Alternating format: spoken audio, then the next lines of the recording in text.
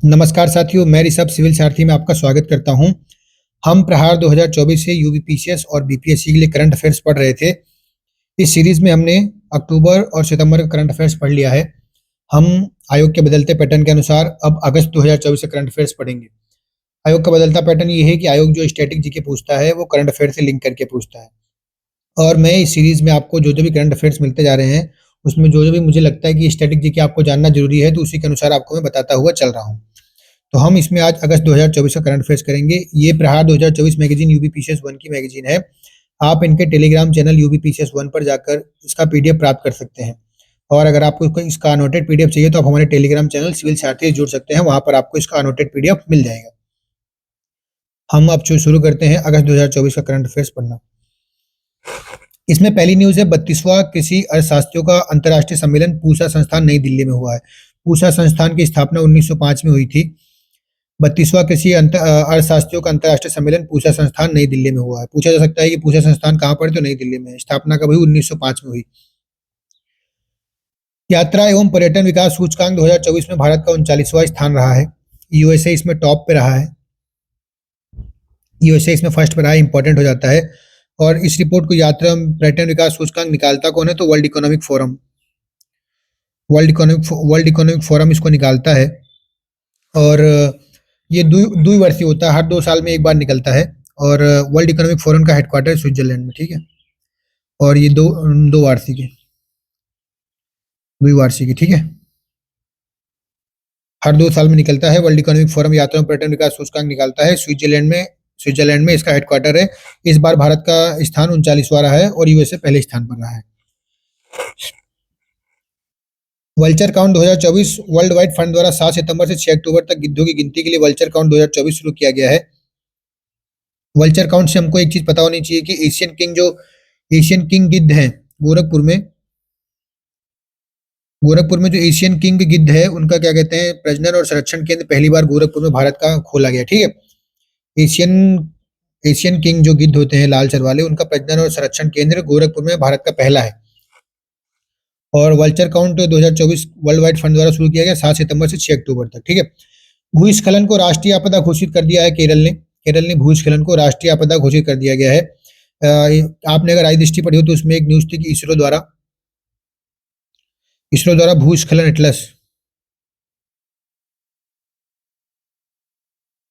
Atlas तैयार की गई है। उसके अंदर वायनाड 13वें स्थान पर रहा है और रुद्रप्रयाग पहले स्थान पर रहा है, ठीक है। भूस्खलन को राष्ट्रीय आपदा किसने घोषित किया है? केरल ने। इसरो ने एक भूस्खलन एटलस तैयार की, उसमें वायनाड पहले स्थान पर और वायनाड 13वें स्थान पर और रुद्रप्रयाग पहले स्थान पर रहा है, ठीक है। फिजी का सर्वोच्च सम्मान companion of the order of the Fiji मिला है किसको? राष्ट्रपति द्रौपदी मुर्मू को। Companion of the order of the Fiji award, जो फिजी का सर्वोच्च नागरिक सम्मान है, वो किसको मिला है? राष्ट्रपति द्रौपदी मुर्मू को, ठीक है। अब फिजी का क्या कहते हैं कैपिटल अगर पूछा जाए तो क्या होगा? तो सूबा फिजी का कैपिटल होगा, ठीक है। कैपिटल पूछता है यूपी से, आपको बताया तो सूबा फिजी का कैपिटल है। सभी फसलों को एमएसपी पर खरीदने वाला भारत का पहला राज्य हरियाणा बन चुका है। एमएसपी में इस समय 24 फसलें हैं। हरियाणा अभी सभी फसलों को क्या कहते हैं? एमएसपी पर खरीदेगा। डिजिटल शक्ति केंद्र, राष्ट्रीय महिला आयोग ने महिलाओं के विरुद्ध साइबर अपराधों से निपटने हेतु डिजिटल शक्ति केंद्र की स्थापना की, ठीक है। डिजिटल शक्ति केंद्र की स्थापना राष्ट्रीय महिला आयोग ने की है, क्योंकि यह महिलाओं के विरुद्ध साइबर अपराधों से निपटने के लिए। अभी एक रैंकिंग जारी हुई थी साइबर अपराधों की, उसमें भारत की रैंकिंग कौन सी है? 10th। रशिया यूक्रेन पहले दूसरे पर है और 10th रैंक पर इंडिया है, ठीक है। नए आपराधिक कानूनों हेतु 4 ऐप लॉन्च हुए हैं। ई साक्ष्य, ई समन, न्याय सेतु, न्याय श्रुति। 2 ई वाले हैं, ई साक्ष्य, ई समन। 2 न्याय वाले हैं, न्याय सेतु और न्याय श्रुति, ठीक है। नए आपराधिक कानून कब लागू हुए? 1 जुलाई 2024 से नए आपराधिक कानून लागू हुए हैं। और पूछा जाता है कि नए आपराधिक कानून में भारत में सबसे पहला मुकदमा कहां दर्ज हुआ? तो ग्वालियर में पड़ाव थाने में सबसे पहला मुकदमा दर्ज हुआ है। और उत्तर प्रदेश, आप यूपी का एग्जाम दे रहे हैं तो यूपी में पहला मुकदमा कहाँ? तो अमरोह जिले के थाने में नए आपराधिक कानून के तहत पहला मुकदमा दर्ज हुआ है। और बिहार में, अगर आप बिहार का भी बीपीएससी की प्रिपरेशन कर रहे हैं तो गया के जीआरपी थाने में सबसे पहला क्या कहते हैं, नए आपराधिक कानून के तहत मुकदमा दर्ज हुआ, ठीक है। फिर भारत का पहला जीआई टैग वाला अंजीर किसे निर्यात किया गया? तो पोलैंड को, ठीक है। जीआई टैग वाला अंजीर भारत का पहला किसे निर्यात किया गया है? पोलैंड को। अंजीर का जीआई टैग कहाँ है? तो पुरंदर, महाराष्ट्र को। पुरंदर महाराष्ट्र को अंजीर का जीआई टैग मिला हुआ है, ठीक है। हर घर तिरंगा, अभी बिहार में क्या कहते हैं, मरचा चावल को भी जीआई टैग प्राप्त हुआ है, इसको भी याद रखिएगा, ठीक है। हर घर तिरंगा अभियान का तीसरा चरण 9 से 15 अगस्त तक चलेगा। हिंद महासागर में 3 जलगत संरचना, ये बहुत इंपॉर्टेंट हो जाता है। हिंद महासागर में 3 जलगत संरचनाओं के नाम भारत द्वारा प्रस्तावित हैं, अशोक, चंद्रगुप्त और कल्पतरु। अशोक और चंद्रगुप्त को आप जानते होंगे, कल्पतरु एक वृक्ष का नाम है, ठीक है। हिंद महासागर में 3 जलगत संरचनाओं के नाम भारत द्वारा प्रस्तावित हैं, कौन से? अशोक, चंद्रगुप्त और कल्पतरु। फिर अगली न्यूज बन जाती है प्रधानमंत्री G1 योजना, जो संशोधित हुई है, इसकी समय सीमा को 5 वर्ष तक बढ़ाकर 2028-29 तक कर दिया गया है। G1 योजना किससे रिलेटेड है? तो जैव इथेनॉल संयंत्र को बढ़ावा देने वाली योजना है ये जीवन योजना, प्रधानमंत्री जीवन योजना। ये जीवन ज्योति नहीं है और वन संरक्षण नहीं है, ये है जैव इथेनॉल जो होता है, जो हम पेट्रोल में इथेनॉल ब्लेंड कर रहे हैं, उससे रिलेटेड है। जैव इथेनॉल संयंत्र को बढ़ावा देने वाली योजना है जीवन योजना, 2019 में शुरू हुई थी। अभी इसके क्या कहते हैं, समय सीमा को 5 वर्ष के लिए और बढ़ा दिया गया है, ठीक है। अगला हम देखते हैं तो तिमोर लेस्ते का सर्वोच्च नागरिक पुरस्कार grand collar of the order राष्ट्रपति द्रौपदी मुर्मू को मिला है। Grand collar of the order कहाँ का सर्वोच्च नागरिक सम्मान है? तिमोर लेस्ते का। किसको मिला है? राष्ट्रपति द्रौपदी मुर्मू को, ठीक है। फिजी का क्या है? Order of the companion of the order of the Fiji, और ये है grand collar of the order Timor Leste का। तिमोर लेस्ते की राजधानी क्या है? दिल्ली। दोनों ही अवार्ड हमारी राष्ट्रपति जी को मिला है, दोनों ही सर्वोच्च नागरिक सम्मान अवार्ड है, ठीक है। प्रधानमंत्री आवास योजना शहरी 2.0, अगले 5 वर्षों के लिए 1 करोड़ घर और बनाए जाएंगे इस योजना के तहत। प्रधानमंत्री आवास योजना शहरी, अर्बन मतलब हाउस स्कीम है, ये 2.0 है। 5 वर्षों के लिए 1 करोड़ घर और बनाए जाएंगे, और इसका जो प्रथम चरण था 1.0 वो जून 2015 में आया था, ठीक है। प्रधानमंत्री आवास योजना शहरी कब लॉन्च हुई? तो जून 2015 में। इसका 2.0 वर्जन अभी चालू हुआ है। फिर भारत का पहला चावल एटीएम ओडिशा में खुला है। ओडिशा में कहां पर? तो भुवनेश्वर में। ओडिशा के भुवनेश्वर में भारत का पहला चावल एटीएम खुला है, इसका नाम है अन्नपूर्ति अनाज एटीएम। अन्नपूर्ति अनाज एटीएम ये क्या काम करेगा? तो 5 मिनट में 50 किलोग्राम तक चावल क्या कहते हैं, इसके अंदर से निकाला जा सकता है। इसका नाम है अन्नपूर्ति अनाज एटीएम, ओडिशा के भुवनेश्वर में ये शुरू हुआ है, ठीक है। ग्लोबल महिला कबड्डी लीग, इसका आयोजन भारत में पहली बार हुआ, कहां पर हुआ? तो हरियाणा में। ग्लोबल महिला कबड्डी लीग, इसका आयोजन भारत में पहली बार हरियाणा में हुआ, ठीक है। हरियाणा के लोग क्या कहते हैं, मजबूत है, वहां के लोग कबड्डी खेलते हैं, तो वहां पर ग्लोबल महिला कबड्डी लीग की शुरुआत हुई है। विश्व जैव ईंधन दिवस 10 अगस्त 2024 को विश्व जैव ईंधन दिवस मनाया गया। इसका विषय है टिकाऊ जैव ईंधन भविष्य को बढ़ावा देना। विश्व जैव ईंधन दिवस 10 अगस्त 2024 का विषय है टिकाऊ जैव ईंधन भविष्य को बढ़ावा देना, ठीक है। फिर है अंतर्राष्ट्रीय युवा दिवस 12 अगस्त 2024 को मनाया गया। इसका विषय था क्लिक से प्रगति तक। क्लिक से प्रगति तक सतत विकास हेतु युवा डिजिटल मार्ग। क्लिक से प्रगति तक सतत विकास हेतु युवा डिजिटल मार्ग, अंतर्राष्ट्रीय युवा दिवस। अगर इसके अंदर से हम अंत हटा दें, मतलब राष्ट्रीय युवा दिवस कब मनाया जाता है? तो 12 जनवरी को। राष्ट्रीय युवा दिवस 12 जनवरी को मनाया जाता है स्वामी विवेकानंद जी के जन्मदिन के उपलक्ष्य पर, ठीक है। फिर है फ्लड वॉच इंडिया 2.2, केंद्रीय जल आयोग द्वारा इसको लॉन्च किया गया है। फ्लड वॉच इंडिया 2.2 केंद्रीय जल आयोग द्वारा इसको लॉन्च किया गया है। केंद्रीय जल आयोग 1945 में इसका गठन हुआ। इसका हेडक्वार्टर न्यू दिल्ली है, ठीक है। अभी इससे ये तो एक इंपॉर्टेंट न्यूज है कि फ्लड वॉच इंडिया 2.0 केंद्रीय जल आयोग द्वारा लॉन्च किया गया, लेकिन इसके साथ एक और इसको एक अवार्ड मिला हुआ है केंद्रीय जल आयोग को, GEEF, ठीक है। ग्लोबल एनर्जी एनवायरनमेंट फाउंडेशन, इसको क्या कहते हैं, केंद्रीय जल आयोग को अवार्ड मिला हुआ है, और इसने एक स्कीम लॉन्च की है फ्लड वॉच इंडिया 2.0। इसका हेडक्वार्टर दिल्ली में है। 1945 में इसकी स्थापना हुई थी। फिर आ जाता है आर्द्रभूमि नेटवर्क में 3 नए रामसर स्थल शामिल हुए। 3 नए रामसर स्थल किसमें? आर्द्रभूमि नेटवर्क में शामिल हुए हैं। पहला है नजरायण पक्षी अभयारण्य तमिलनाडु, दूसरा है काजूएलू पक्षी अभयारण्य तमिलनाडु, तीसरा है तवा जलाशय मध्य प्रदेश। और तमिलनाडु क्या कहते हैं, तमिलनाडु में ही अभी टोटल भारत में कितने हो गए हैं, इनको लेकर टोटल 85 हो गए हैं ये रामसर स्थल, ठीक है। तमिलनाडु में सबसे ज्यादा है, तमिलनाडु में 18 है, और दूसरे नंबर पे हमारा रिपब्लिक ऑफ उत्तर प्रदेश, इसके अंदर 10 है, ठीक है। तमिलनाडु में सबसे ज्यादा है, रिपब्लिक ऑफ उत्तर प्रदेश में 10 है, टोटल इंडिया में 85 है। अभी 3 नए बने हैं रामसर स्थल, नजरायण पक्षी अभयारण्य तमिलनाडु, काजूएलू पक्षी अभयारण्य तमिलनाडु, और तवा जलाशय मध्य प्रदेश, ठीक है। फिर एक प्रबल नाम की रिवॉल्वर कानपुर में बनी है। भारत की सबसे लंबी दूरी की रिवॉल्वर है प्रबल, और कानपुर में इसका अनावरण बना है, ठीक है। आर्यन अग्रवाल जी का निधन हो गया है, अग्नि मिसाइल के जनक थे। पेपर में आ सकता है कि अग्नि मिसाइल के जनक कौन थे? आर्यन अग्रवाल। आर्यन अग्रवाल जी कौन थे? अग्नि मिसाइल के जनक थे, ठीक है। इसी के साथ एक IGMP प्रोग्राम जो पेपर में बार बार पूछा जाता है, IGMP integrated guided missile development programme 1983 में जो लॉन्च हुआ था, और इसको लीड किसने किया था? तो एपीजे अब्दुल कलाम सर ने लीड किया था इसको, ठीक है। Integrated guided missile development programme 1983 में लॉन्च हुआ, एपीजे अब्दुल कलाम जी ने इसको लॉन्च किया। अग्नि मिसाइल के जनक कौन थे? तो आर.एन. अग्रवाल जी, जिनका अभी हाल ही में निधन हुआ है, ठीक है। तीसरा वॉइस ऑफ ग्लोबल साउथ शिखर सम्मेलन, भारत ने वर्चुअली इसकी मेजबानी की है। तीसरे वॉइस ऑफ ग्लोबल साउथ शिखर सम्मेलन की मेजबानी किसने की? भारत ने वर्चुअली की है, ठीक है। इसका विषय था एक सतत भविष्य के लिए सशक्त वैश्विक दक्षिण। एक सतत भविष्य के लिए सशक्त वैश्विक दक्षिण किसका है? तो तीसरे वॉइस ऑफ ग्लोबल साउथ शिखर सम्मेलन का विषय था, भारत ने वर्चुअली इसकी मेजबानी की थी। इस देश से आयातित स्टील से संबंधों में एंटी डंपिंग जांच कहां से? तो वियतनाम से जो स्टील आता था उसके अंदर एंटी डंपिंग जांच प्रारंभ हो गई है। और स्टील को प्रोड्यूस करने में इंडिया की रैंक कितनी है? तो सेकंड है। फर्स्ट रैंक किसकी है भैया? फर्स्ट रैंक है चाइना की। तो अभी जो वियतनाम से हम अगर स्टील इंपोर्ट करें तो उसके अंदर एंटी डंपिंग जांच प्रारंभ करेंगे, ठीक है। 14वां अंतर्राष्ट्रीय पृथ्वी विज्ञान ओलंपियाड चीन के बीजिंग में आयोजित हुआ है, ठीक है। तूफान एम्फिल जापान के पूर्वी क्षेत्र में आया है, तूफान एम्फिल। और तूफान एम्फिल कहां पर आया? जापान के पूर्वी क्षेत्र में आया है।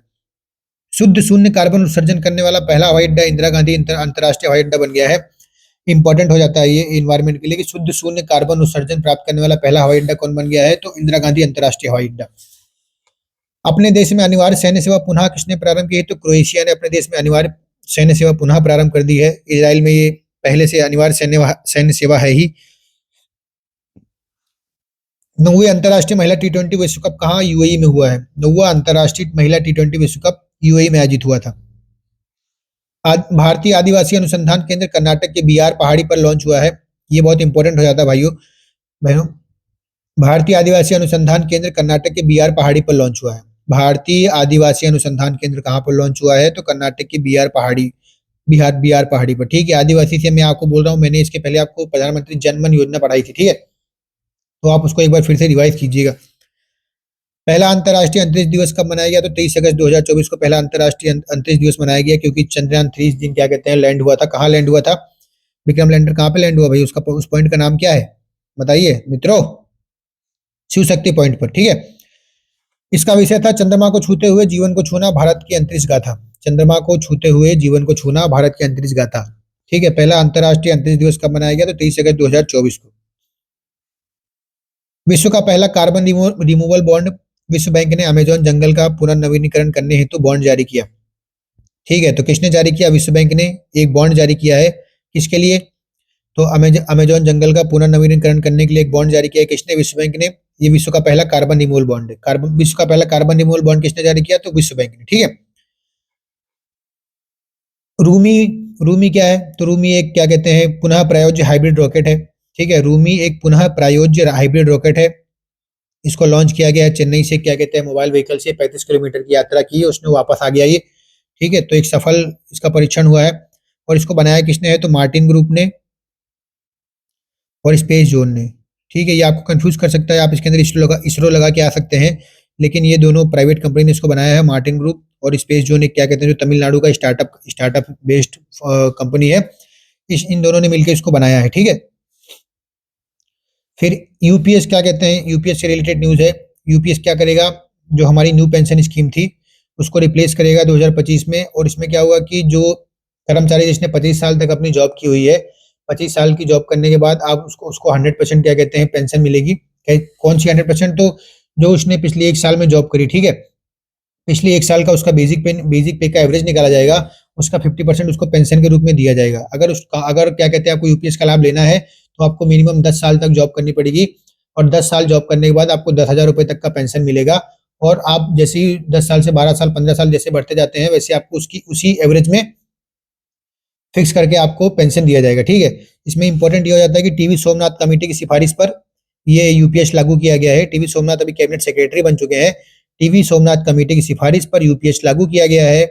और यह एक अंशदायी योजना है जिसमें कर्मचारियों को अपने वेतन का 10% अंशदान तथा सरकार को वेतन का 18.5% योगदान देना होगा, ठीक है। और इसमें एक इंपॉर्टेंट न्यूज ये भी बन जाती है कि महाराष्ट्र जो है, अभी महाराष्ट्र में चुनाव थे, इसलिए महाराष्ट्र प्रथम राज्य बन गया है यूपीएस को लागू करने वाला, ठीक है। टीवी सोमनाथ कमेटी की सिफारिश पर लागू हुआ है। और 12 महीने की बेसिक पे का 50% आपको दिया जाएगा। और एक अंशदायी योजना है, और इसमें क्या कहते हैं फैमिली पेंशन की भी बात की गई है, ठीक है।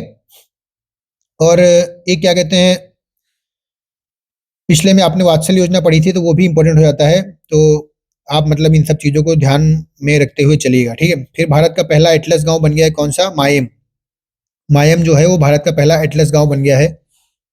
मायम मायम बायोडायवर्सिटी एटलस कहाँ पर है, मायम गांव कहाँ पर है, गोवा में है। ये भारत का पहला एटलस गांव बन चुका है।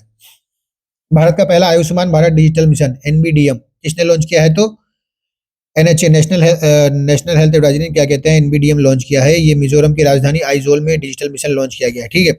मिजोरम में, अगर आप मिजोरम पढ़ रहे हैं तो मिजोरम में एक न्यूज और इंपॉर्टेंट हो जाती है कि अभी क्या वहाँ पे 500 क्या कहते हैं रेडियो स्टेशन शुरू किया गया था मिजोरम में, तो इसीलिए ये भी इंपॉर्टेंट हो जाता है आइजोल में। और क्या कहते हैं, ये भारत का पहला आयुष्मान भारत डिजिटल मिशन एनबीडीएम क्या कहते हैं आइजोल में लॉन्च हुआ, ये भी इंपॉर्टेंट हो जाता है, ठीक है। चर्चा में रहे सोनोबॉय। सोनोबॉय क्या है कि जब पानी के नीचे जो क्या कहते हैं पनडुब्बियां चलती हैं तो उनके अंदर से आवाज आती है, तो उस आवाज को ट्रैक करके पानी के अंदर चल रही पनडुब्बियों का पता लगाएगा, ठीक है। और पानी के अंदर पानी की गहराई और पानी के अंदर के मतलब जो वस्तुएं हैं उनकी खोज करने के लिए एक और टेक्निक होता है जिसको सोनार कहते हैं, ठीक है। सोनार क्या है, साउंड नेविगेशन एंड रेंजिंग, ठीक है, इसका फुल फॉर्म है साउंड नेविगेशन एंड रेंजिंग, सोनार का फुल फॉर्म है। इसका भी यूज होता है गहराई और क्या कहते हैं खोज खोज आदि के लिए। और सोनोबॉय जो है वो पानी के अंदर जो पनडुब्बियां चल रही हैं तो चलते चलते आवाज करती है, तो उस आवाज को सोनोबॉय ट्रैक करेगा, ठीक है। ये हमारा हो चुका है कि महाराष्ट्र जो है एकीकृत पेंशन योजना को अपनाने वाला पहला राज्य बन चुका है। लद्दाख में 5 नए जिले बने हैं, जास्कर, द्रास, साम, नुब्रा, चामथांग। इसके पहले लद्दाख में बस खाली 2 जिले थे, लेह और कारगिल, ठीक है। लेह और कारगिल ऐसे 2 जिले थे, लेकिन अभी यहाँ पे 5 जिले बन गए हैं, जास्कर, द्रास, साम, नुब्रा और चामथांग। पहला प्रदूषण नियंत्रण पोस्ट समुद्र प्रताप कहाँ पर, गोवा में। समुद्र प्रताप जो है वो गोवा में चला जाएगा, पहला प्रदूषण नियंत्रण पोस्ट समुद्र प्रताप गोवा में चला जाएगा, ठीक है। एआई प्रोजेक्ट मोरनी गूगल डीप माइंड द्वारा शुरू किया गया है, एआई प्रोजेक्ट मोरनी, ठीक है। फिर भारत का सबसे बड़ा एरो लाउंज कहाँ पर, कोचीन हवाई अड्डे पर प्रारंभ किया गया है। सिडबी के नए अध्यक्ष व प्रबंध निर्देशक कौन बन गए हैं, मनोज मित्तल। मनोज मित्तल कौन है, तो सिडबी के नए अध्यक्ष व प्रबंध निर्देशक मनोज मित्तल जी हैं। और सिडबी की स्थापना कब हुई थी, 1990 में। सिडबी एक विकास बैंक है, भारत में 5 विकास बैंक है। नाबार्ड है, 1982 में उसकी स्थापना हुई थी। नेशनल हाउसिंग बैंक है, 1988 में उसकी स्थापना हुई थी। फिर एक्सपोर्ट इंपोर्ट बैंक है, एक्जिम, 1988 में उसकी भी स्थापना हुई थी। फिर इसी क्रम में सिडबी की स्थापना 1990 में हुई। सिडबी औद्योगिक विकास के लिए एक बैंक है, ठीक है। फिर अभी जो सबसे लेटेस्ट विकास बैंक है एनएफबीआईडी है, उसकी 2021 में स्थापना हुई, national bank for financial and institutional development, ठीक है। सिडबी के अध्यक्ष और प्रबंध निदेशक कौन बन गए हैं, तो मनोज मित्तल जी, ठीक है। फिर ये बहुत इंपॉर्टेंट न्यूज हो जाती है बीपीएससी के लिए। दक्षिण कोरिया टूरिज्म में मानव राजदूत बने हैं कौन, आनंद कुमार। जो सुपर 30 आपने नाम सुना होगा, उसकी मूवीज भी देखी होगी, ऋतिक रोशन जी थे, और नाम भी काफी सुना होगा, जो आईआईटीएस पैदा करता है, मतलब बनाता है। तो दक्षिण कोरिया टूरिज्म के मानद राजदूत कौन बन गए हैं, तो आनंद कुमार जी, ठीक है। विश्व का दूसरा सबसे लंबा रोपवे कहाँ, शिमला में बनने वाला है, 13.79 किलोमीटर से। तो इससे आपको पता होना चाहिए कि सबसे लंबा कौन सा है, तो बोलीविया में जो रोपवे है वो 32 किलोमीटर की लंबाई के साथ सबसे लंबा रोपवे है। और दूसरा सबसे लंबा रोपवे कौन बन रहा है, शिमला में बनने जा रहा है, ठीक है।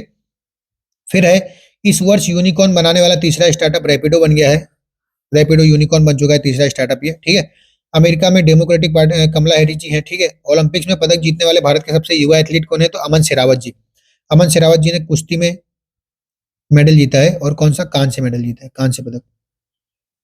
कांस्य पदक अमन शेरावत जी ने कुश्ती में जीता है। फिर भारत जूनियर हॉकी टीम के कोच कौन बनेंगे, पीआर श्रीजेश। पीआर श्रीजेश जी भारत जूनियर हॉकी टीम के कोच बनेंगे, पीआर श्रीजेश जी, ठीक है। आईओसी के एथलीट आयोग के कोच कौन बनेंगे, अभिनव बिंद्रा जी। अभिनव बिंद्रा जी को आप बहुत बहुत भली भांति जानते होंगे, 2008 में जो बीजिंग में ओलंपिक हुई थी, 2008 में जो बीजिंग ओलंपिक हुई थी, उसमें इनको गोल्ड मेडल मिला था। एयर राइफल शूटिंग में इनको गोल्ड मेडल मिला था अभिनव बिंद्रा जी को। तो आईओसी के एथलीट आयोग के कोच बन गए हैं, ठीक है। नए कैबिनेट सचिव जो मैंने आपको बताया, टीवी सोमनाथन जी नए कैबिनेट सचिव नियुक्त हो गए हैं। फिर नेशनल इंस्टीट्यूट रैंकिंग फ्रेमवर्क 2024 नवा संस्करण इसका जारी हुआ है। इसमें लगातार 6वीं बार कौन टॉप कर रहा है, तो IIT Madras. National institute ranking framework 2024 में नवा संस्करण जारी हुआ है। इसमें लगातार 6वीं बार टॉप पर कौन रहा, तो आईआईटी मद्रास। इस बार 3 नई कैटेगरी जुड़ गई जो बहुत इंपॉर्टेंट हो जाती है। 3 नई कैटेगरी में राज्य सार्वजनिक विश्वविद्यालय जुड़ा है, इसमें अन्ना करके एक विश्वविद्यालय है चेन्नई, उसको रैंकिंग मिली है। चेन्नई में अन्ना करके एक विश्वविद्यालय। मुक्त विश्वविद्यालय में तो एक ही आ सकता है, इग्नू। इग्नू क्या कहते हैं, मुक्त विश्वविद्यालय में टॉप रैंक पे है। और कौशल विश्वविद्यालय में आपको याद रखना है सिम्बायोसिस,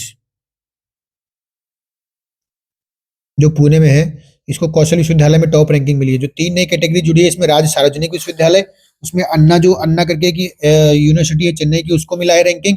मुक्त विश्वविद्यालय में इग्नू को मिला हुआ है, और कौशल विश्वविद्यालय में सिम्बायोसिस पुणे को क्या कहते हैं, रैंकिंग मिली हुई है। ठीक है। फिर गाजा युद्ध विराम समझौता वार्ता कतर के दोहा में हुई है, अपन ये छोड़ चुके हैं। रुचिरा कंबोज के बाद यूएन में भारत के अगले राजदूत कौन होंगे, पी हरीश। रुचिरा कंबोज जो अभी तक यूएन में भारत के राजदूत थी, उनके बाद अब कौन होंगे, पी हरीश जी क्या कहते हैं, भारत के अगले राजदूत यूएन में होंगे। फिर एक स्वदेशी डेंगू वैक्सीन हमने बना डाली है, डेंगीओल। ठीक है, इसको बनाया किसने है, आईसीएमआर ने और पेनिसिया बायोटेक ने।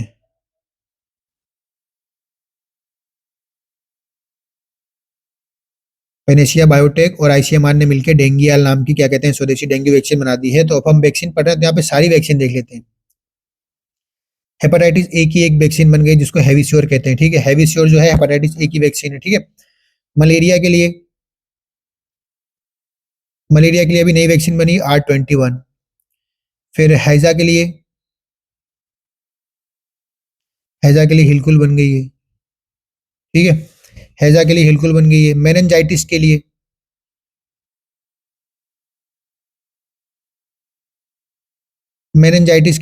मैन 5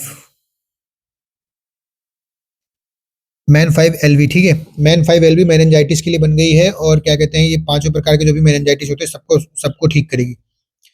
फिर गाजा युद्ध विराम समझौता वार्ता कतर के दोहा में हुई है। फिर थाईलैंड की दूसरी महिला पीएम कौन बन गई, आप सभी जानते हैं, पाई टोंगटान छिनावात्रा जी जो है थाईलैंड की दूसरी महिला पीएम बनी है।